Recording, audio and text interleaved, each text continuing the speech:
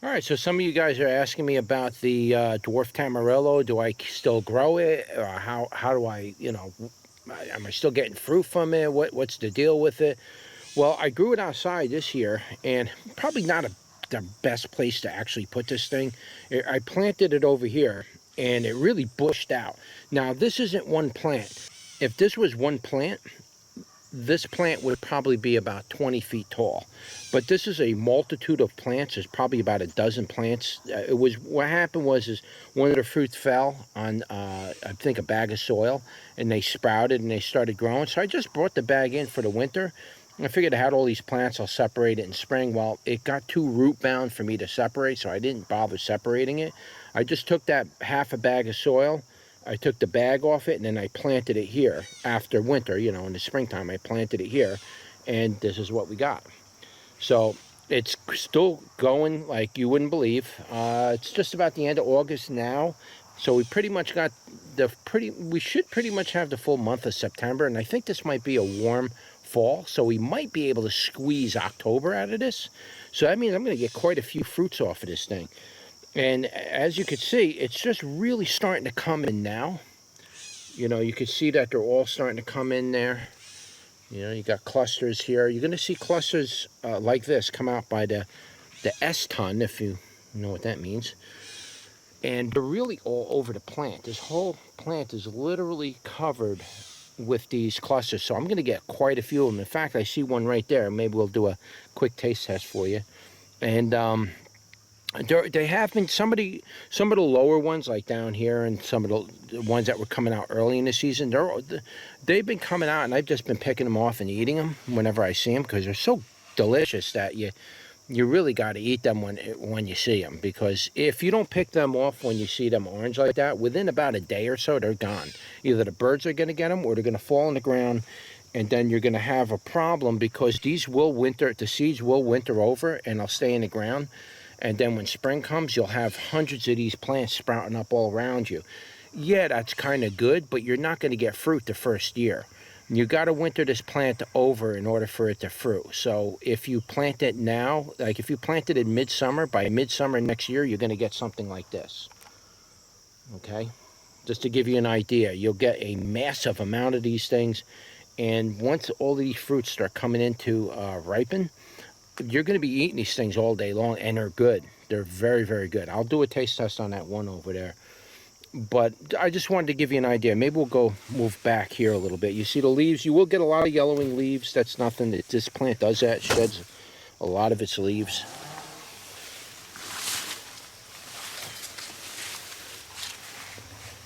It's hard for me to even get through here now.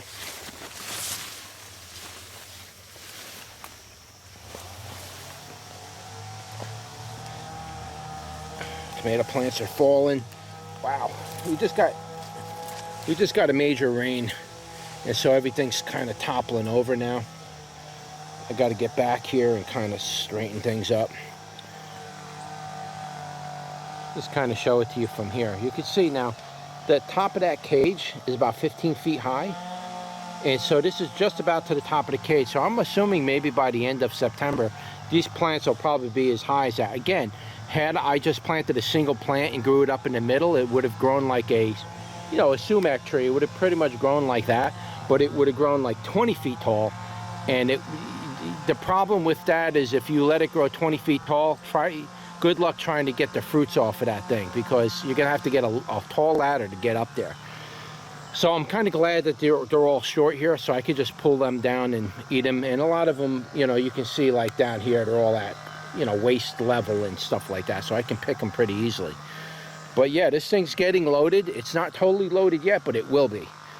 And so I will be doing a lot of harvesting of the Dwarf Tamarillo. So let me get back here, take you through this jungle. I should have never planted it here. I didn't realize this was going to get so spread like this.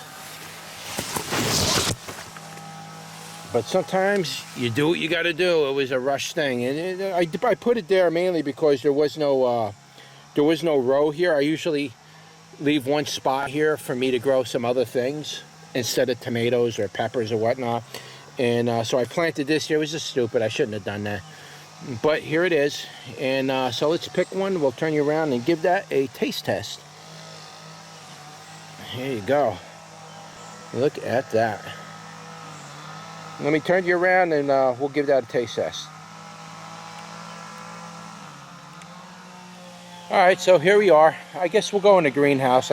This guy's deciding that he's going to weed whack his entire acre today, right after the rain. That's not usually the most intelligent thing to do when it rains out like that. The grass is real wet and your weed whacker's really got to plow through all that wet, soggy grass. It's a good way to burn the little motor out on that thing, but whatever. So anyway, we're in the greenhouse, and I wanted to do it outside, but so here it is. Okay, whoop. The little berry type thing. It's got a little peat fuzz on it. Now I know I've done reviews on this in the past, so it's not really a review. Just kind of showing a lot of my new subscribers. They probably didn't see this video, but if you've never grown it, Dwarf Tamarillo, this is one to grow. I would say grow this before you would grow blackberries or raspberries. Raspberries kind of grow wild anyway. I mean, I get wild raspberry bushes that pop up around here with wild raspberries. They're better than the store-bought, cultivated versions of raspberry. I like these better. They taste like candies almost. The cultivated ones, you got to get those just right, and they will make good fruit for like the first 2 or 3 years, and then after that, even if you strip all the canes down, they don't really, I don't know, they just seem like they lose that pizzazz. They start to become wild again, and it just, their fruits ain't as big on those anymore. I don't know, they're good for a couple of years, and you got to get rid of them with those raspberries. So buying those and growing them to get your berries, this is a better option. This is like you're kind of going into the blueberry type of berries. Now, if you're going to grow something like this and then you grow the blueberries, blueberries generally produce blueberries earlier in the season, and these will produce these fruits later in the season. So if you grow blueberries and you grow this thing, you'll have berries pretty much most of the year, except for like the mid-peak of the summer. You're going to get that stagnation depending on the type of blueberry. Some blueberries will hold their blueberries all the way to midsummer. So you have to look at the variety of blueberry, but you can plan it out where you get two varieties of blueberries, early producers, then you get a high bush that produces mid-season, and then you can finish your season with these, because you are going to get a ton of these things. And at first, when you first eat one of these, it's going to kind of strike your palate as a little bit weird. But once you eat this and you adjust to that flavor, you will be addicted to them. I guarantee it. I didn't like these really at first when I first started eating them. I love these things now. Now I can't wait to, grow these every year and get these. So I'm going to get a ton of these by the end of the year. Now, the thing with these berries is this one little berry, it's not enough, guys. Trust me, it's just a little teaser. I need to eat like a handful every time I eat them. They're just, to really get, you really want to fill up your entire cavity, your flavor cavity and everything, and there's just not enough from one berry. So you're going to be eating a lot of these to really encompass that flavor. Unfortunately, they're good flavor, but it's short-lived. So you need to eat these like you're eating chiclets or something. You just. So anyway, let's give that a taste and try to give you an idea what it tastes like.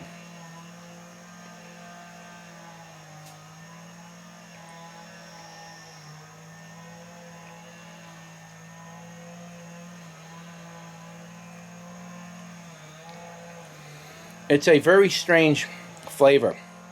I don't know how to describe this thing. It's got like a tropical fruit type flavor, but it also has like a slight berry type flavor. The texture of it breaks up like a berry, so to speak. There are seeds in it, but they're so small you just swallow them right down. You don't feel any like seeds moving around your mouth. The skin is fuzzy, so when you eat it, it feels kind of velvety in your mouth, but it's not disgusting. It actually feels pretty cool. And then the skin breaks up nicely with the rest of the food. I mean, it just, the whole thing dissolved, even the skin's on it. It just kind of melts in your mouth.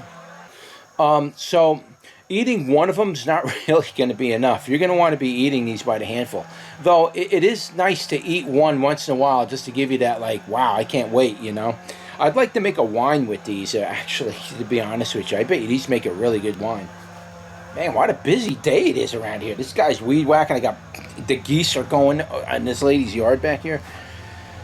So, yeah, I mean, if you've never grown the Dwarf Tamarillo, definitely give that one a go. That's definitely something you're going to have to grow. You got to remember, you're going to have to winter this one over. Now, if you're down south in Florida, and you can bring your plants out in, say, the end of March and April, and you can, like, go out and plant. This is incredible here. It's, then it might be different. But up north, you really gotta like winter it. You gotta winter these plants over. The next year, they will produce like I just showed you in the earlier part of the video. They will produce so many fruits, it's ridiculous. So definitely winter them over. Start the plants. Get the plants to around a foot or so high. Just give them like just basic south-facing sunlight. Make sure they're watered, and that's all they need. They don't even need like light. Just let them live through the winter. You don't not worried about getting fruit off them. Just let them live through the winter, and then when you bring them out in spring, slowly adapt them to this, the new sunlight and everything. And then when they're ready, they will bump. And they're slow growing at first, but once they get to a certain point and they get used to your soil, they'll just pop up like what you're seeing. And usually most of that growth really takes place towards the end of the season. And then the flowering really doesn't run rampant until, I mean, it does flower earlier in the season, but it drops a lot of those flowers. You don't see, like what you're seeing now, everything's turning into fruit. That's the end of the season. So you really got to wait towards the end of the year, and then you're going to see that plant fill up with those little fruits all over it, and they'll stay green like that for a while. And then one day you'll walk out there, it'll go from that green color to, they'll swell up like twice the size, and they'll be orange like that, just like that in one day. It just happens that quickly. It's one of the most amazing fruits I ever grown. It's a very strange type of, it's definitely a very strange type of fruit, but it's not meant to be grown in northern climates. So you're going to have to winter it over. That's the only downside to it. But if you could do that, you'll get some really good plants, and you'll get some really, really, really good fruits. And believe me when I tell you, even if I had a wheelbarrow full of those things, that wouldn't be enough. That's how good they are. And you could just eat those things and eat them and eat them. It's like you can't stop eating those things. I would rather eat that than candy. So, but anyway, I just wanted to show you my Dwarf Tamarillo plant. Just kind of, share that with you. Some of you new guys to my channel don't know what my channel's about. This is some of the stuff that I do. I just kind of grow some random stuff. And if I really like something, I really kind of push the idea a few times just so some people can catch on to it and maybe grow it themselves. Anyway, guys, this guy's really annoying me with his little weed whacker thing, and I gotta let you go. So anyway, that was just a quick video on the Dwarf Tamarillo. Don't forget to like, share, and subscribe, and I will see you on the next one. Take care.